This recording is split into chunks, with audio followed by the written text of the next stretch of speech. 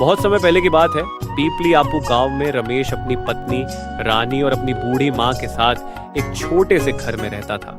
रमेश बचपन से ही नियत का साफ और अपने कर्तव्य के प्रति ईमानदार था। पीपली आपू गांव के लोग बड़े ही खुशहाल से अपना जीवन जी रहे थे, लेकिन उन्हें क्या पता था कि आने वाला संकट उनकी यह खुशी उनसे छीन लेगा। अरे बेटा रमेश, आज तुम खेत की तरफ जाओ और वहां देख कर आओ कि जो तुमने फसल की बुवाई की थी वह अभी उपज कर आई है या नहीं। ठीक है माँ, मैं अभी जाता हूँ। वैसे भी अब काफी दिन हो गए फसल लगाए, पता तो चले कि फसल उपज कर तैयार हुई है या नहीं। ऐसा कहकर रमेश फसल को देखने के लिए निकल जाता है और खेत में पहुंचकर देखता है कि इस बार बारिश ना होने कारण फसल की पैदावार न के समान हुई थी। ये क्या, इस बार वर्षा न होने की वजह से फसल तो ठीक से उपजी भी नहीं की है। पता नहीं आगे भी ये फसल ठीक से उपजेगी कि नहीं, भगवान जाने। अब हमारा क्या होगा, ऊपर से इस बढ़ती गर्मी ने भी परेशान कर रखा है। रमेश अपनी फसल को देखकर काफी निराश हो जाता है और अपने घर तरफ निकल पड़ता है। जब वह जा रहा था तो गांव के चौपाल पर कुछ लोग बातें कर रहे थे, तो वह भी उनके पास चला जाता है। अरे आओ आओ रमेश भाई, और कैसे हो? सब खैरियत तो है? अरे क्या बताऊं बिरजू भाई, इस बार बारिश ना पड़ने की वजह से फसल ठीक से उपजी नहीं है और बची कुछ फसल पता नहीं इस गर्मी को सहन कर पाएगी कि नहीं। अब तो सब बारिश पर ही निर्भर है, वरना इस बार भूखा ही मरना पड़ेगा। ये बात तो तुम सही कह रहे हो। पाना होने के कारण सभी किसानों की फसलें नष्ट होने की कगार पर हैं। मुझे तो लगता है कि इस बार कहीं अकाल का सामना ना करना पड़ जाए। अब इसमें हम कर भी क्या सकते हैं? बिरजू भैया, अब जो कुछ होगा वह ऊपर वाला ही जाने। वैसे भी कुदरत के आगे चलती किसकी है? हाँ रमेश, ये तुम सही कह रहे हो। कुदरत के सामने भला किसकी चलती है? जो कुछ हमारी किस्मत में लिखा है वह तो हजार ही रहेगा। ठीक है बिरजू भाई, अब मैं चलत है। कुछ ही समय में शाम होने वाली है और घर भी सवेरा इंतजार कर रहे हो। ठीक है रमेश, तुम जाओ, हम भी कुछ समय में अपने अपने घर की तरफ निकल जाएंगे। ऐसा कहकर रमेश वहां से चला जाता है और घर पहुंचकर सारी घटना के बारे में अपने घर बताता है। फसल की बात को सुनकर उसकी माँ अत्यधिक दुखी हो जाती है। थोड़ी देर में रानी रमेश के लिए खाना लगा देती है, फिर वे खाना खाकर सोने के लिए चले जाते हैं। संगीत इसी तरह कुछ समय बीत जाता है। गांव में बारिश ना पड़ने के कारण सखा पड़ने लग जाता है। तालाब और कुओं में थोड़ा सा भी पानी नहीं बचता। पेड़ पौधे भी सूखने लग जाते हैं, खेत बंजर पड़ जाते हैं। गांव के सभी लोग पानी की वजह से काफी परेशान हो जाते हैं। छोटे बच्चे व संगीत बुजुर्गों थोड़ा बहुत पानी बच जाता है, वो उस पानी ऊंचे दामों में बेचने लग जाता है। जमींदार जी, आप इस पानी को ऐसे अधिक दामों में क्यों बेच रहे हो? ये पानी तो इस भगवान की देन है, भला पानी को भी कोई बेचता है? इस पर तो सभी गांव वालों का हक है। वैसे भी ये कौन सा आपकी मेहनत से भरा है? ये तो बारिश का पानी है जो कि सबके लिए है। आप इसे बेचकर सही नहीं कर रहे हो। मुझे ज्यादा ज्ञान देने की जरूरत नहीं है। मान सिंह, अगर यह तालाब मेरी जमीन पर है तो इस पर सिर्फ मेरा हक है और मैं इसका पानी लोगों कैसे भी दूं? इसमें तुम्हें क्या एतराज है? अगर तुम्हें पानी चाहिए तो बताओ, वरना आगे बढ़ो मेरे पास। और भी बहुत से लोग पानी लेने आते हैं। जमींदार जी, आज इस पानी की सभी गांव वालों को जरूरत है। लोग पानी के कारण बहुत परेशान हैं। अगर ऐसे में आप हम सब इस पानी का पैसा मांगोगे, ये सही नहीं होगा। देख मानसिंहा, तू मेरा पहले ही समय बर्बाद कर चुका, अब और नहीं। यूं बेफिजूल की बातों में मुझे मत उलझा। ये मेरा धंधा और त्रीस में टांग मत अड़ा, वरना तेरे लिए अच्छा नहीं होगा। जमींदार जी, ये सब गांव में सुख पड़ने के कारण हो रहा है। अगर आज सभी कुएं और तालाब पानी से भरे होते हैं तो फिर कोई आपसे पानी के लिए नहीं कहता। आप इतने भी बेरहम मत बनो, ईश्वर सब देख रहा है। इस प्रकार जमींदार पैसों के लालच में अंधा हो चुका था और वह गांव वालों के साथ दुर्व्यवहार करने लग जाता है। एक दिन रमेश की माँ रमेश से कहती है, बेटे रमेश, हमारे घर जितना पर्याप्त पानी था वह सारा खत्म हो चुका है। तुम जमींदार के पास जाओ और वहाँ से थोड़ा बहुत पानी ले आओ ताकि हम सभी की प्यास बुझ सके। पर माँ जी, जमींदार जी काफी महंगा पानी दे रहे हैं और हमारे पास ज्यादा पैसे भी नहीं। पता नहीं वह हमें इतने पैसे में पानी देंगे कि नहीं। जितना भी वहाँ से मिल जाए तुम उतना ही ले आना। अगर घर में पानी नहीं रहेगा तो फिर खाना कैसे बनेगा? ऐसे तो हमें भूख और प्यास मार देगी माँ जी। ये जमींदार जी कितने जालिम हैं। अगर आज हमारे कुएं और तालाब सूखे नहीं होते तो हम भला क्यों इनके पास जाते।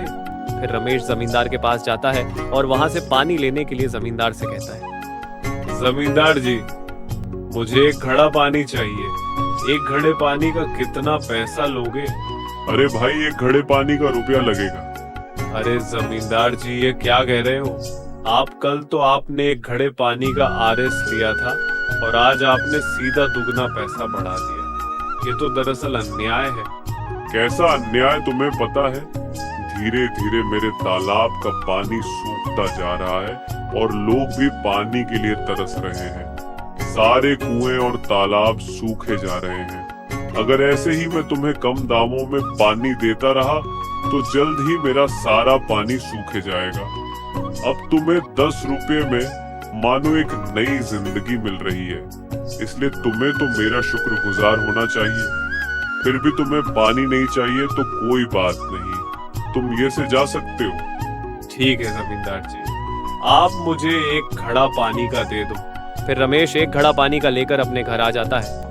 माँ जी, इतना पानी मिल गया कि हमारी प्यास के साथ खाना भी बन जाएगा। पर हमारे खेत तो मानो बिना पानी के बंजर दिखाई दे रहे हैं। अगर समय पर बारिश नहीं हुई तो जल्द ही हमारी बची कुछ फसल भी नष्ट हो जाएगी। फिर हम क्या करेंगे? मेरे तो कुछ समझ नहीं आ रहा। बेटे, अब हालत तो बहुत खराब हो चुके हैं। पहले जब के जमाने में जब अकाल पड़ता था तो पड़ोस के गांवों से मदद मिल जाती थी, लेकिन इस बार तो हर गांव में पानी की कमी आ रही है। अब तो वो परमात्मा ही जाने क्या होगा, वरना सभी लोग इस अकाल के कारण अपनी जान गंवा बैठेंगे। कुछ ही दिनों में जमींदार का तालाब भी पूरी तरह सूख गया था, जिस वजह से सभी गांव वालों को काफी परेशानियां उठनी पड़ रही थी। हालत दिन रोज बिगड़ते जा रहे थे। इसके समाधान के लिए गांव में लोग एक जगह इकट्ठा हो जाते हैं और अपनी अपनी राय सामने रखते हैं। जैसा कि आप सभी जानते हैं कि हालत अब दिन प्रतिदिन बिगड़ते जा रहे हैं। अगर ऐसे में हमने इस समस्या के बारे में कोई समाधान नहीं निकाला तो हमारा गांव का भी वही हाल होगा जो वर्षों पड़ोस के गांव मिर्जापुर का हुआ, जिसे अकाल के समय किसी से मदद नहीं मिली थी और आज वह गांव सिर्फ एक इतिहास बनकर रह गया है। ऐसा संकट भरा समय तो मैंने आज तक नहीं देखा। पशु पक्षी मरने की कगार पर है। लोगों की हालत भी बिना पानी खराब होती जा रही है। हमें जल्द ही कोई ना कोई कदम उठाना ही होगा, वरना हालत काबू से बाहर हो जाएंगे। भाइयों, हम सभी कुछ तो ऐसा करना होगा जिससे हमारी इस परेशानी का कोई हल निकल सके। हम सभी की हालत बिना पानी के उस मछली के समान हो गई है जो जल से बाहर निकालने पर फड़फड़ती है। इस तरह सभी गांव के लोग पानी के समाधान के बारे में आपस में बातें करते हैं। इधर रमेश की माँ प्यास के कारण बीमार हो जाती है। उन पर अब चारपाई से उठा भी नहीं जा रहा था। अरे बेटा रमेश, अगर कहीं से थोड़ा पानी मिल जाए तो ले आओ बेटा, वरना आज प्यास के कारण कहीं मेरी जान ही ना निकल जाए। मुझसे अब बिना पानी के नहीं रहा जा रहा है। माँ जी, अब मैं क्या? आसपास के गांवों में भी अब जरा सा भी पानी नहीं रहा है। जब से जमींदार के कुएं में थोड़ा बहुत पानी था, अब वह भी नहीं है। अब हालात काफी गंभीर हैं। सभी लोग बिना पानी तड़प रहे हैं। बेटा, मुझे लगता है अब मेरा समय आ गया है। प्यास के कारण मेरा कंठ सूख चुका है। अब मेरे लिए सांसें लेना भी मुश्किल हो रहा है।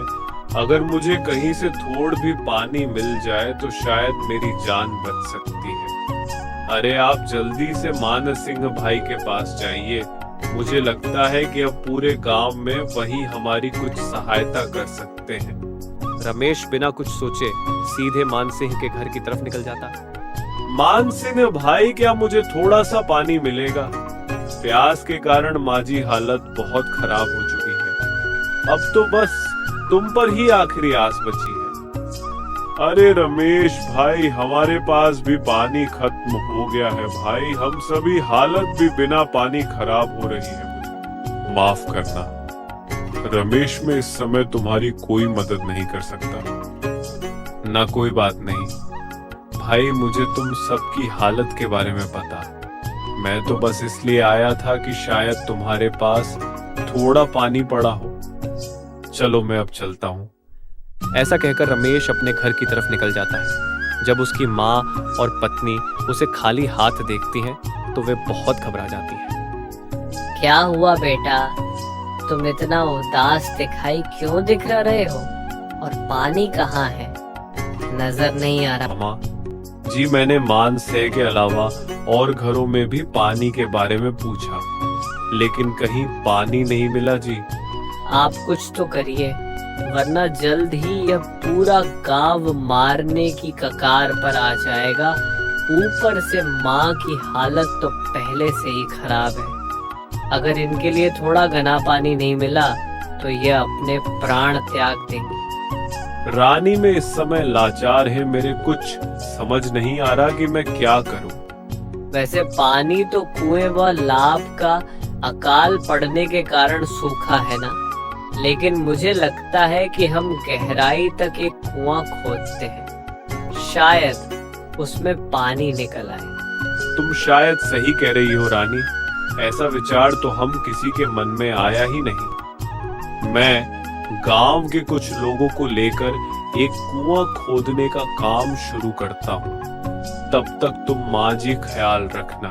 ठीक है, जो आप जाओ, मैं माँ जी के पास ही रहूंगी और जितना जल्दी हो सके आप कुआं का निर्माण करना, ताकि हम सभी लोगों की जान बच सके। ऐसा सोचकर रमेश गांव के लोगों से मिलता है और अपने विचार उन लोगों के सामने रखता है। सुनो भाइयों, इस बार अकाल पड़ने के कारण लोगों को अत्यधिक परेशानियों का सामना करना पड़ रहा है और साथ ही आसपास के गांव में भी बिल्कुल पानी नहीं बचा, जिससे कि हम उनसे कुछ मदद कर सके। मुझे लगता है कि मेरे पास इस समस्या का समाधान है। ऐसा समाधान भाई रमेश, मुझे लगता है कि हम सभी मिलकर एक नए कुएं का निर्माण करें और उस कुएं की गहराई हम पाताल तक करें, क्योंकि अकाल के कारण कुओं का पानी ऊपर से सूख है। अगर गहराई तक खुदाई करेंगे तो शायद हमें पानी मिल जाए। मुझे लगता है तुम्हारा सुझाव उचित है। अब यह आखिरी प्रयास कर ही देख लेते हैं। अगर भगवान ने चाहा तो हमें शायद पानी मिल जाए। और वैसे भी इसके अलावा हमारे पास और कोई दूसरा मार्ग भी तो नहीं है। गांव के सभी लोग रमेश की विचारधारा से प्रभावित होकर एक नए कुएं का निर्माण करने के लिए तैयार हो जाते हैं। प्रशंसा है, अगले दिन से सभी लोग कुएं की खुदाई करने के लिए तैयार हो जाते हैं और गांव के पास एक शीतल पेड़ के नीचे वे सभी कुआं खोदने लगते हैं। ऐसे उनको कुछ समय बीत जाता है। फिर एक दिन वह कुएं गहराई तक खोदकर उसका निर्माण कर देते हैं और जहां भगवान की कृपा दृष्टि से उस कुएं में पानी निकल आता है, जिससे सारे गांव के खुश हो जाते हैं और सभी सोन वालों के मुख पर एक नई मुस्कान की किरण दिखाई देती है। उसी के साथ यह खबर आसपास के गांव में फैल जाती है कि एक बुद्धिमान आदमी के कारण पानी की समस्या का समाधान निकल आया है। इसी के साथ सभी गांव वालों के बुरे दिन टल जाते हैं। इस तरह रानी के विचार के कारण इस गांव में फिर खुशियां दिखाई दी। आखिरकार इतने संघर्ष के बाद लोगों को अकाल से बचाने का मार्ग मिल गया। अब उस गांव के साथ पड़ोसी गांवों में भी खुशी नजर स्पष्ट दिखाई दे रही थी और कुछ दिनों के बाद उसकी माँ की तबीयत पहले जैसी ठीक ठाक हो जाती है। अब पूरा गांव खुशी से रहने लगा।